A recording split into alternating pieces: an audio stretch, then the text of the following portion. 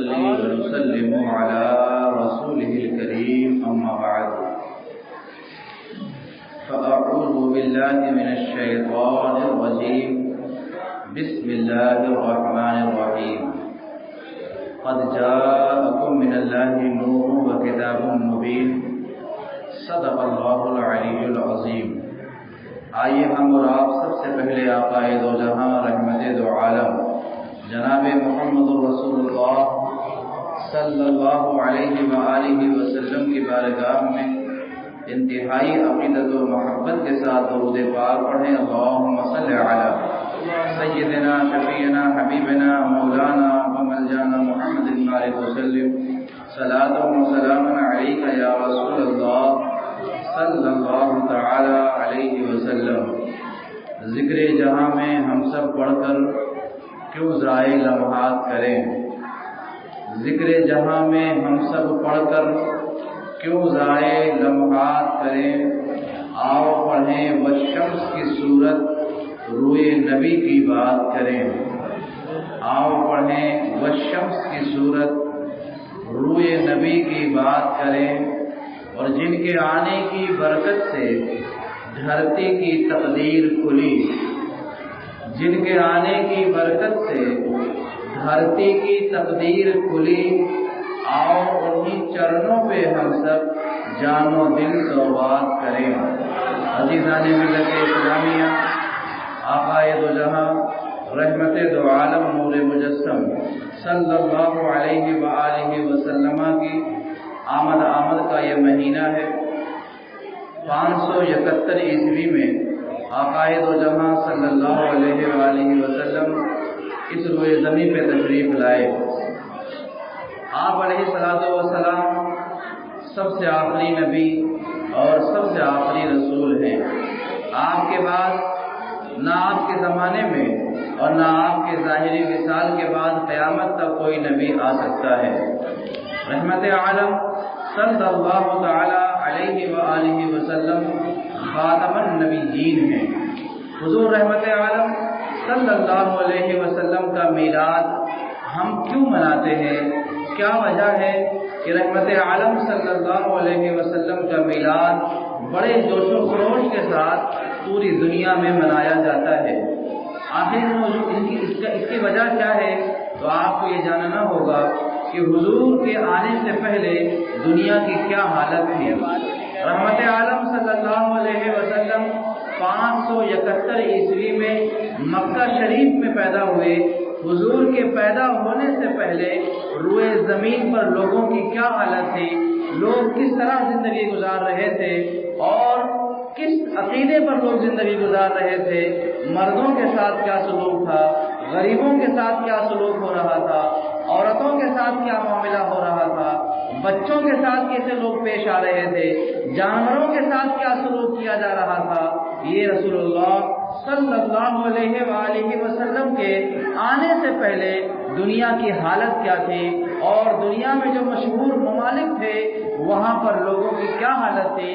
آپ ہندوستان کا ہی جائزہ لیں، رسول اللہ صلی اللہ علیہ وسلم کی پیدائش سے پہلے اسی زمین پر یعنی ملک ہند میں عجیب و غریب رسم و رواج تھا، عجیب و غریب حالات تھے۔ یہاں پر تو باقاعدہ زندہ عورتوں کو جلایا جاتا تھا ان کے مردہ شوہروں کے ساتھ، اور ان کو ستی کیا جاتا تھا۔ عالم یہ تھا کہ سگی بہنوں سے شادیاں کی جا رہی تھیں۔ یہی حالت یونان کی تھی کہ وہاں پر لوگ عورتوں کے بارے میں اس بات پر بحث و مباحثہ کرتے تھے کہ عورتوں کے بدن میں روح ہوتی ہے یا نہیں ہوتی۔ عرب کی ایسی حالت تھی کہ لوگ ستو کا ایک بت بناتے تھے، سفر میں نکلتے تھے، جہاں بھی رکتے تھے اس بت کو سامنے رکھتے اور اس کی پوجا کرتے، اور جب بھوک لگ جاتی تو اس کو توڑ کے کھا لیا کرتے تھے۔ عجیب حالت تھی ان کی۔ عورتوں کے معاملات تو اس طرح سے تھے کہ بیوہ عورتوں سے شادی کرنا عیب سمجھا جا رہا تھا، زندہ بچیوں کو بعض قبیلوں میں دفن کیا جا رہا تھا، انسانوں کی باقاعدہ منڈیاں لگتی تھی جہاں انسانوں کی خرید و فروخت ہوا کرتی تھی۔ جس طرح سے بکرے کی منڈی سے بکرا خریدتے وقت آپ ٹٹولتے ہیں، دیکھتے ہیں، پھر خریدتے ہیں، ایسے ہی انسانوں کی منڈیاں لگتی تھی اور وہاں لوگ انسانوں کو खरीदते थे और बेचते थे। इंसान की ये हालत थी। रसूलुल्लाह सल्लल्लाहु अलैहि वसल्लम के आने से पहले, रसूलुल्लाह के आने से पहले आलम ये था कि काबा शरीफ के अंदर 360 बुत रख दिए गए थे। आलम ये था कि लोग नंगे होकर काबा का तवाफ करते थे, अजीब व गरीब रस्म व रवाज के पाबंद थे, हजारों माबूदाने बातिल के परस्तार थे। कोई सूरज के सामने सजदा कर रहा है, कोई चांद के सामने सजदा कर रहा है, कोई दरख्तों के सामने सजदा कर रहा है, कोई पत्थरों के सामने सजदा कर रहा है, कोई दरियाओं के सामने सजदा कर रहा है, कोई समंदर के सामने सजदा कर रहा है, कोई पहाड़ों के सामने झुका हुआ है, कोई आग की परस्तिश कर रहा है, हत्ता कि इंसान की पूजा कर रहा होता है। ये रसूलुल्लाह सल्लल्लाहु अलैहि वसल्लम के आने से पहले पूरी दुनिया की हालत थी। सैयदना ईसा अलैहिस्सलातु वस्सलाम को जिंदा आसमान पे उठा लिया गया था और उनके जाने के बाद उनकी शरीयत को बदल दिया गया, उनकी किताब को बदल दिया गया, कानून जिंदगी को बदल दिया गया। अब पूरी दुनिया तारीकी में थी, कहीं पर कोई शरीयत की आवाज असली शक्ल में महफूज नहीं थी और किसी हादी की हिदायत असली शक्ल में महफूज न थी। हजरत ईसा के जाने के बाद मोहम्मद रसूलुल्लाह के आने तक का जो जमाना है ये बड़ा अजीब व गरीब जमाना है, अजीब व गरीब हालात थे उस जमाने के। और अगर उन तमाम वाक़यात को बयान किया जाए तो कई घंटे लग जाएंगे कि हमारे मुल्क के हालात क्या थे, यूनान के हालात क्या थे, रोम के हालात क्या थे, फारस के हालात क्या थे और अरब शरीफ के हालात क्या थे। इनके अजीब व गरीब हालात थे। ऐसे में अल्लाह तबारक व तआला ने रहमत आलम जनाब मोहम्मद रसूलुल्लाह सल्लल्लाहु अलैहि वसल्लम को आखिरी नबी बनाकर मक्का शरीफ में 571 ईस्वी में पैदा फरमाया। अब रहमत आलम जल्लागर हो गए, वो आ गए जिनके आने की बरकत से तकदीर खुली थी, वो आ गए जो इंसानों की पेशानी को बाबूदाने बातिल से उठा करके अल्लाह की बारगाह में झुकाएंगे, वो आ गए जो अब इंसानों की खरीदो फरोख्त पे पाबंदी लगाएंगे, वो आ गए जिनके आने की गवाही नबी पहले ही दे चुके थे, वो आ गए हजरत आदम से लेकर ईसा तक हर नबी ने जिनके आने की बशारत दी थी। तौरेत में, ज़बूर में, इंजील में जिनके आने की खुशखबरी में मौजूद थी। हर नबी अपनी उम्मत के सामने जिस नबी का तज़किरा करते थे वो पैगंबर जनाब मोहम्मद अरबी सल्लल्लाहु अलैहि वसल्लम 571 ईस्वी मक्का शरीफ में हजरत आमिना के बतन अक़दस से जलवागर हो गए हैं। अब फिजा बदली, हवाएं बदली, निज़ाम बदला। याद रहे परवरदिगार आलम ने रसूलुल्लाह की पैदाइश के दिन ही आलम के ऐसा अजीब व गरीब मंजर दिखाया ताकि दुनिया जान ले कि आज जो बच्चा पैदा हो रहा है ये आम बच्चा नहीं, बड़ा अजीम बच्चा है। आप अंदाजा लगाइए, जिन दरख्तों में फल नहीं लगते थे वो हरे भरे भी हो गए, फलदार भी हो गए। जिन्होंने कभी बकरियों ने दूध नहीं दिया था उनके थनों में दूध भर गया है। हवाएं मीठी मीठी चल रही हैं, फिजाएं अच्छी अच्छी मालूम हो रही हैं। अब अचानक ऐसा हो जाना लोगों को ताज्जुब में डाल देता है, हत्ता कि लोगों के उनके बुतों से भी गवाही आ रही है।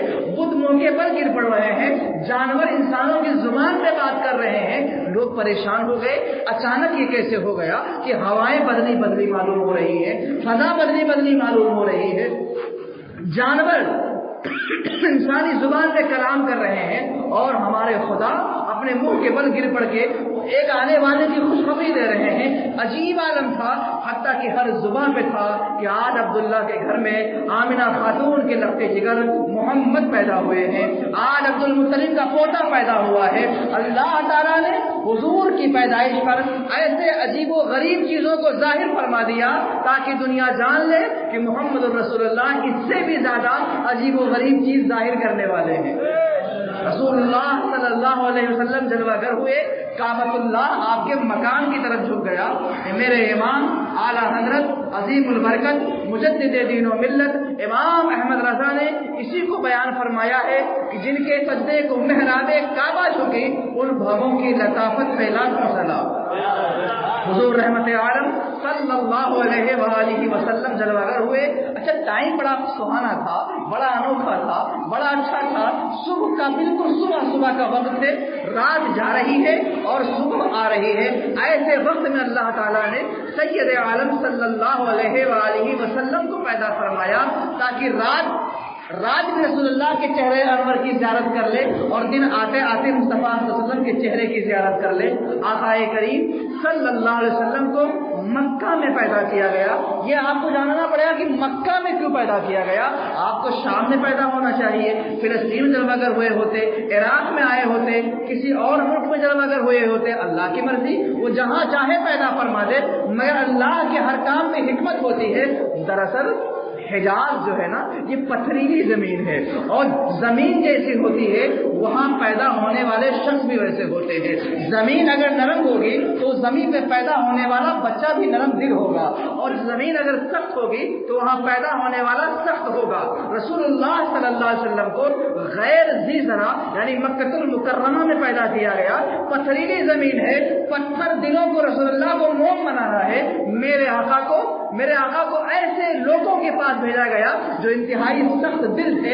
हालन तो देखो कि चांद गिरते हुए देखा फिर भी इस्लाम कबूल नहीं किया। कितने सख्त दिल थे कि जानवरों को बात करते हुए देखा फिर भी इस्लाम कबूल नहीं किया। मुट्ठी में कंकरी ने कलमा पढ़ लिया फिर भी इस्लाम कबूल नहीं किया। कितने सख्त थे अल्लाह के नबी मोहम्मद रसूलुल्लाह सल्लल्लाहु अलैहि वसल्लम। ऐसे सख्त लोगों के माहौल में पैदा हुए क्योंकि आक़ाए करीम को परवरदिगार आलम ने इस माहौल में इसलिए पैदा फरमाया ताकि मोहम्मद अरबी सख्त दिलों को मोम कर लेंगे तो ये सख्त दिल जब मोम हो जाएंगे तो अपने कुफ्र में जितने पक्के हैं ईमान में भी उतने ही पक्के होंगे। कुफ्र में जितने सख्त हैं ईमान में भी उतने ही सख्त होंगे। और आप अगर मक्का की तारीख पढ़ें तो आपको हैरानगी होगी, मक्का वालों का कुफ्र भी बहुत सख्त था, ईमान भी बहुत सख्त था। मक्का वालों के कुफ्र की कोई मिसाल नहीं और मक्का वालों के ईमान की भी कोई मिसाल नहीं। ईमानदारी से बताओ, अबू जहल से लेकर अब तक बड़े बड़े काफिर पैदा हुए, बड़े बड़े मुशरिक पैदा हुए, इस्लाम के बड़े बड़े दुश्मन पैदा हुए, मगर अबू जहल जैसा भी कोई हो सकता है, अबू लहब जैसा भी कोई हो सकता है।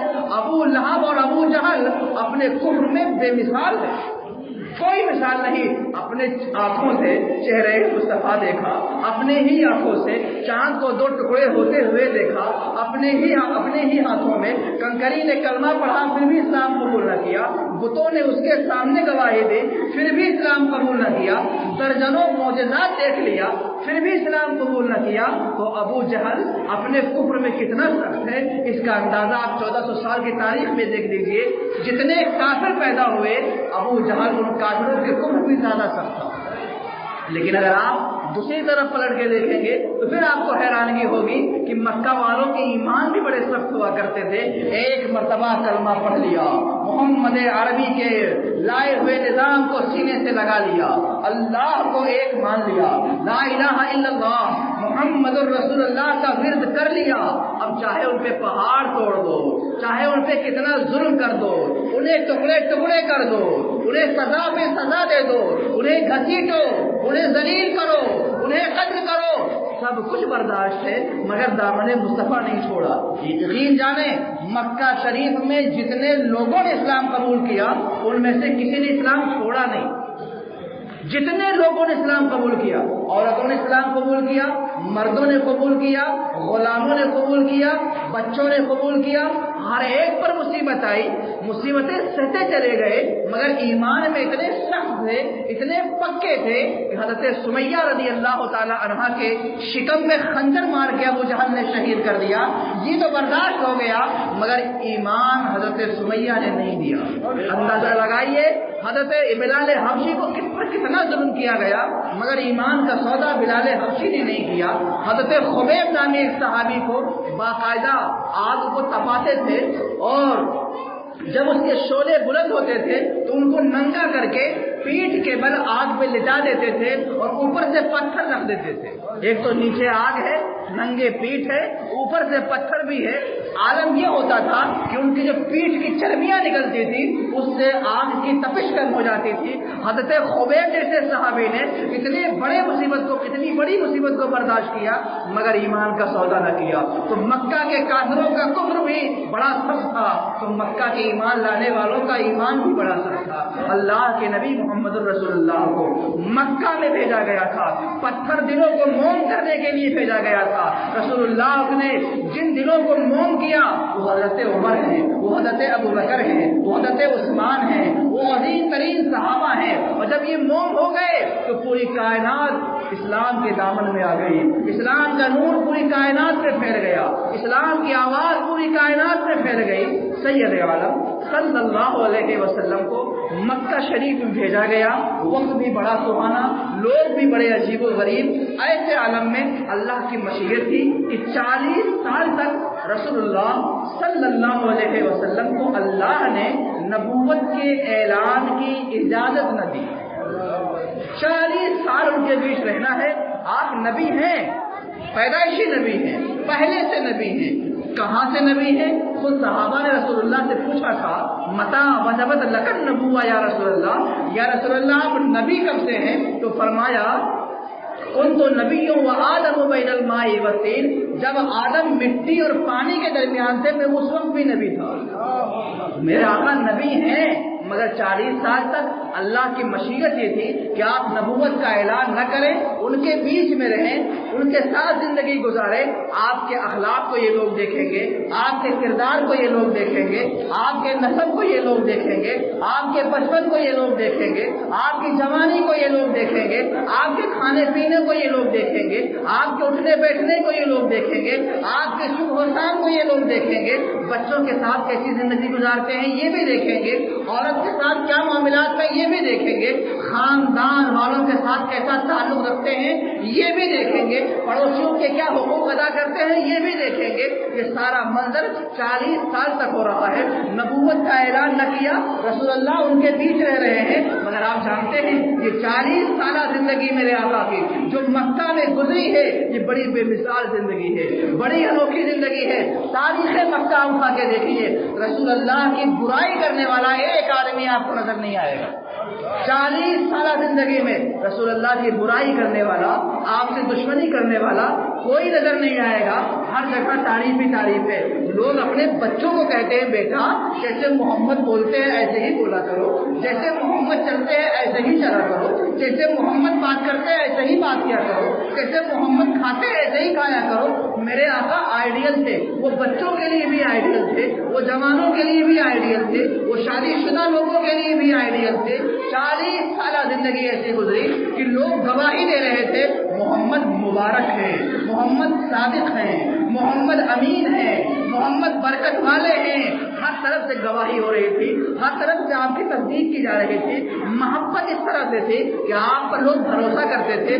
جس بات کا فیصلہ محمد ابن عبداللہ کر دیں گے سب اس کو مان لیتے تھے, ہر قبیلہ مان لیتا تھا. اگر میرے آقا و مولا صلی اللہ علیہ وآلہ وسلم کسی بھی معاملے میں دو فریقین میں کوئی بھی فیصلہ فرما دیتے تو لوگ خوشی خوشی قبول کر لیتے. وہ اس بات پر یقین رکھتے تھے کہ محمد نے کبھی جھوٹ نہیں بولا ہے, یہ سچے ہیں, صادق ہیں اور امین ہیں. آپ نے سنا ہوگا کہ ایک مرتبہ جب کعبۃ اللہ کی تعمیر ہوئی آپ صلی اللہ علیہ وسلم کے اعلان نبوت سے پہلے تو یہ ہوا کہ حجر اسود کو کعبہ کی دیوار سے کون لگائے گا. ہر قبیلہ تیار ہو گیا کہ یہ میرا حق ہے, میں حجر اسود کو اٹھا کر کعبہ کے دیوار سے لگاؤں گا. عالم یہ تھا, حالات ایسے بن گئے تھے کہ دو قبائل کے بیچ تلواریں نکل آتی, جنگ ہو جاتی, کیونکہ ہر قبیلہ حجر اسود سے محبت کر رہا ہے کعبہ کی دیوار سے لگانے کے لیے. ایسے میں محمد عربی آ گئے, سید عالم آ گئے, تاجدار مدینہ آ گئے صلی اللہ علیہ وسلم. میرے آقا نے بڑا انوکھا انداز اپنایا, فرمایا سنو جو صبح صبح حرم میں داخل ہو جائے گا وہی حجر اسود کو اٹھا کر کعبہ کے دیوار سے لگائے گا. اس مصلحت آمیز کلام سے, حکمت بھرے انداز سے دو قبائل کا اختلاف ختم ہو گیا, دو قبائل کی لڑائی ختم ہو گئی, دو قبائل کی دشمنی ختم ہو گئی. اور اس کے بعد ہر کوئی انتظار میں دیکھو صبح صبح سب سے پہلے حرم میں کون آتا ہے, جو سب سے پہلے آئے گا حجر اسود کو اٹھا کے کعبہ کے دیوار سے وہی لگائے گا. لوگ جب صبح صبح مسجد حرام میں داخل ہوئے تو کیا دیکھا؟ محمد ابن عبداللہ پہلے سے موجود ہے، میرے آقا حرم پاک میں موجود ہے۔ اچھا، وعدہ تو یہی کیا گیا تھا کہ جو پہلے حرم میں آئے گا وہ اٹھا کے کعبہ کے دیوار سے لگائے گا، مگر میرے آقا رحمت للعالمین ہیں، کائنات کی خبر رکھتے ہیں، لوگوں کے مزاج کو سمجھنے والے ہیں، وہ دلوں کو جوڑنے آئے تھے، توڑنے تو نہیں آئے تھے نا۔ ایسے میں میرے آقا محمد رسول اللہ صلی اللہ علیہ وسلم نے فرمایا چادر بچھا دیا جائے، چادر بچھا دی گئی، اس کے بعد حجر اسود کو اٹھایا، بیچوں بیچ میں رکھ دیا، فرمایا ہر قبیلے کے ذمہ دار افراد، ہر قبیلے کے سردار چادر میں ہاتھ لگا دے، کوئی کونا پکڑ لے، کوئی ہاتھ لگا دے، اس طرح سارے قبیلے بھی شامل ہو جائیں گے اور حجر اسود کعبہ کے دیوار میں نصب بھی کر دیا جائے گا۔ یہ حکمت اعلان نبوت سے پہلے میرے آقا نے استعمال فرمائی۔ حضور رحمت للعالمین صلی اللہ علیہ وسلم کی بات پر لوگ حد درجہ یقین کرتے تھے، حد درجہ آپ سے محبت کرتے تھے، حد درجہ آپ پر اعتماد کرتے تھے۔ رسول اللہ کو کبھی کسی نے بھی جھوٹ بولتے ہوئے نہیں دیکھا، اپنی امانتیں لوگ رسول اللہ صلی اللہ علیہ وسلم کے پاس رکھا کرتے تھے، انہیں معلوم تھا کہ ان کے پاس جو امانت رکھی جائے گی وہ ضائع نہیں ہوگی، وہ بہرحال واپس ملنے والی ہے۔ یہ 40 سالہ زندگی میرے آقا نے وہاں پہ گزاری، مکہ والوں کے ساتھ گزاری، ایسے لوگوں کے بیچ جو شرک کر رہے تھے، جو خدائے واحد کے بجائے پتھروں کے سامنے جھک رہے تھے، اپنے ہاتھوں سے بنائے ہوئے خداؤں کے سامنے جھک رہے تھے، میرے آقا صلی اللہ علیہ وسلم نے اپنے کردار سے اپنے آپ کو منوا لیا، اپنے اخلاق سے اپنے آپ کو منوا لیا، اپنے انداز سے اپنے آپ کو منوا لیا۔ 40 سال تک منواتے رہے، پھر اللہ کا حکم آیا، قرآن عظیم کی پہلی آیت کریمہ آپ پر مکہ شریف میں اتری، اللہ کا حکم آیا اپنی نبوت کا آپ اعلان فرمائے، مگر یہ اعلان بھی کیسا تھا؟ خفیہ اعلان تھا۔ 3 سال تک سید عالم صلی اللہ علیہ وسلم نے خفیہ طریقے سے لوگوں کو دعوتیں دی، لوگوں کو قریب بلایا۔ اللہ کی طرف بلانے کا طریقہ کیا تھا؟ حضور کس طرح سے ان لوگوں کو خدا کی طرف بلاتے تھے، اور آج کا ماحول ہے ہم دیکھ رہے ہیں۔ آج اپنی بات زبردستی کسی پر نافذ کرنا یہ بلانا نہیں ہوتا، پیار سے، محبت سے، حکمت سے، مصلحت سے، سوالوں کے انداز میں، حکمت بھرے انداز میں اپنی بات سامنے والے کو کہنی چاہیے۔ یاد رکھو، اگر اچھے انداز میں کوئی بات کہو گے دوسرے کے دل پر اثر کرے گی، وہ آج قبول کرے یا نہ کرے، سالوں کے بعد قبول کرے گا، مگر اگر آپ کوئی بات اچھی بات بھی خراب انداز میں کہو گے تو کوئی قبول کرنے کو تیار نہ ہوگا۔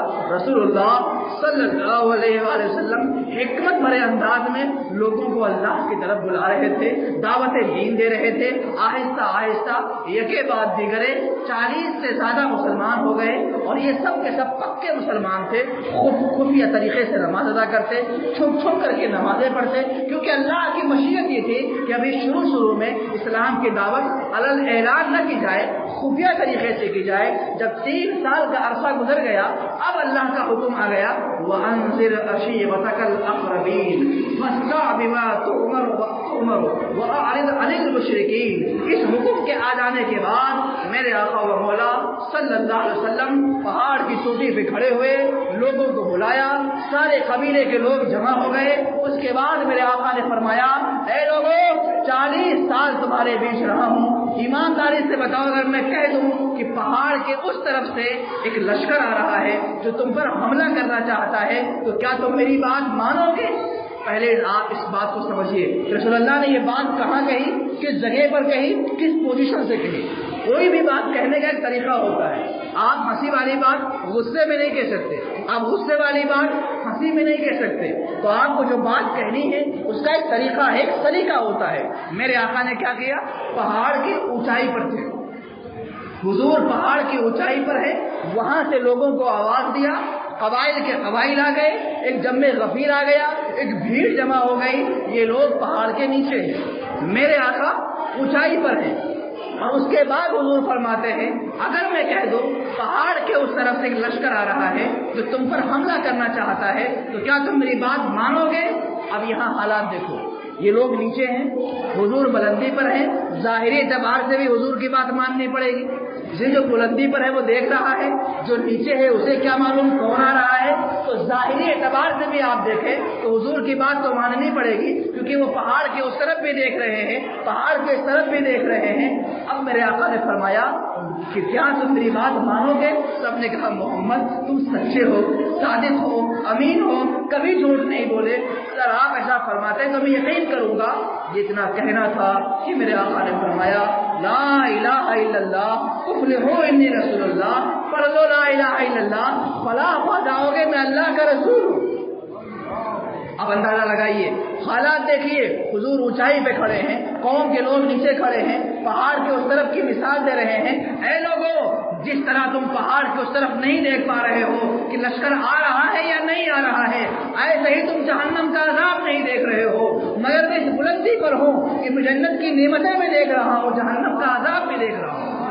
پڑھ لو لا الہ الا اللہ فلاح پا جاؤ گے۔ یہ دعوت دینی تھی کہ کوئی گالی دے رہا ہے، کوئی برا بھلا کہہ رہا ہے، کوئی بددعا دے رہا ہے، کوئی پتھر پھینک رہا ہے، کوئی کچھ کہہ رہا ہے، اور آہستہ آہستہ لوگ الگ الگ بکھر گئے۔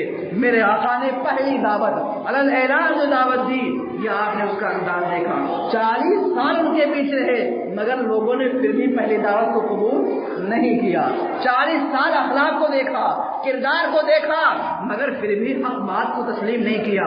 یہاں سے ہمیں اس بات کا علم ہوتا ہے کہ جب آپ حق کی دعوت دو گے تو ایک بار میں کوئی نہیں مانے گا، ایک بار میں کوئی نہیں مانے گا۔ 40 سال حضور جیسا کردار کہاں سے لاؤ گے؟ حضور جیسے اخلاق کہاں سے لاؤ گے؟ حضور جیسا کریمانہ انداز کہاں سے لاؤ گے؟ حضور جیسا علم و بردباری کہاں سے لاؤ گے؟ حضور جیسا علم کہاں سے لاؤ گے؟ حضور جیسی شرافت کہاں سے لاؤ گے؟ حضور جیسی عقل کہاں سے لاؤ گے؟ 40 سال ان کے بیچ رہے مگر جب حق کا اعلان کیا تو لوگوں نے انکار کیا۔ ہر دعوت دینے والا، دین کی طرف بلانے والا، اللہ کے دین کی طرف دعوت دینے والا شخص یہ جان لے کہ 40 سال بھی لوگوں کے بیچ رہو گے، اگر حق بات کہو گے تو لوگ انکار کریں گے، حق بات کہو گے لوگ مخالف ہو جائیں گے، مگر تمہیں اپنے راستے سے ہٹنا نہیں ہے، دعوت دیتے رہنا ہے، کام کرتے رہنا ہے۔ میرے آقا پہاڑ سے نیچے اترے اور اس کے بعد یہ بات بھی کرے، کبھی کھانا کرتے، لوگوں کو بلاتے، وہاں دین کی دعوت دیتے، کبھی کسی اور موقع پر دعوت دیتے، کبھی میلوں میں جاتے، میلوں میں کھڑے ہو کر کے لوگوں کو دین کی دعوت دیتے۔ اسلام تو نہیں قبول کر رہے ہیں مگر اسلام کی بات لوگوں تک پہنچ رہی ہے۔ کئی میلوں میں میرے آقا تشریف لے گئے، دور دراز کے میلوں میں تشریف لے گئے، اور وہاں جانے کے بعد آپ نے دین کی دعوت دی، خود گھر میں دعوت کیا، لوگوں کو بلایا، وہاں بھی دین کی دعوت دی۔ آہستہ آہستہ ذہن سازگار ہونے لگے، آہستہ آہستہ قلب بیدار ہونے لگے، آہستہ آہستہ ضمیر کی آواز آنے لگی، آہستہ آہستہ مردہ دلوں میں جان پڑ گئی، آہستہ آہستہ لوگ اس عظیم انقلاب کو قبول کرنے لگے۔ اور آپ نے دیکھا کہ 40 سال میں، 40 سال کی عمر مبارک میں پیغمبر اعظم صلی اللہ علیہ وسلم نے اپنی دعوت کا آغاز فرمایا، اور آپ صلی اللہ علیہ وسلم 23 سال کے بعد دنیا سے انتقال کر گئے۔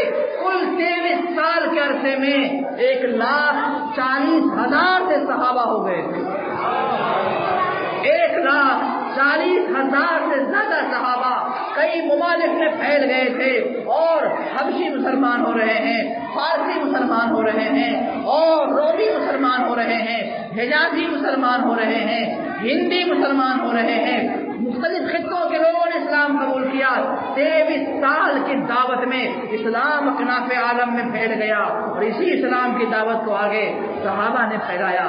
عرض یہ کرنا ہے کہ 40 سال بھی دیکھو اور 23 سال بھی دیکھو، 40 سال منوانا ہوا اور 23 سال اعلان کرنا، 40 سال اپنے اخلاق کو پیش کیا، 23 سال اعلان حق کا حق کی دعوت دی۔ میرے عزیز ساتھیوں اور دوستوں، سیرت رسول اکرم صلی اللہ علیہ وسلم سننے سنانے کا جو مقصد ہوتا ہے اس سے سبق سیکھنا ہوتا ہے، علم سیکھنا ہوتا ہے۔ ہمیں رسول اللہ کی زندگی سے کیا مل رہا ہے، ہمیں رسول اللہ کی زندگی سے کیا سیکھنا ہوا، ہم نے رسول اللہ کے بچپنے سے کیا سیکھا، آپ کی جوانی سے کیا سیکھا، آپ کی شادی والی زندگی سے کیا سیکھا، آپ کے سفر سے کیا سیکھا، آپ کے حضر سے کیا سیکھا، آپ کے بھوکے رہنے سے ہم نے کیا سیکھا، آپ کے مسکرانے سے ہم نے کیا سیکھا۔ رسول اللہ کی زندگی مکمل آئیڈیل ہے ایمان والوں کے لیے۔ پروردگار عالم کی بارگاہ میں دعا ہے اللہ رب العزت سید عالم صلی اللہ علیہ وسلم کی محبت میں کھلائے، حضور کی محبت میں سلائے، حضور ہی کی محبت میں اٹھائے، چراغ جلا کے میں نے رکھ دیا ہے راہوں میں، ہم جو راستہ ڈھونڈے تو اس کی قسمت ہے۔ السلام علیکم ورحمۃ اللہ وبرکاتہ۔